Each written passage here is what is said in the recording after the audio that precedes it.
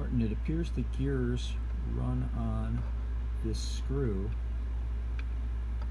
that's threaded into the face of the cavity, and I'm assuming probably, because it looks like they have a couple of washers on the end here, that there's probably a spacer or a standoff that they ride on, and then this washer retains them because they still have a bit of slide here. But it appears on yours as you're moving them that this end of this screw is wiggling just a little bit, so it looks like you probably need to try to tighten that. You might be able to grab it with a pair of needle nose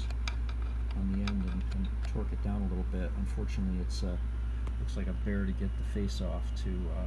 see what it actually is, but I'm guessing it looks like it might be a Phillips. Can't quite get the,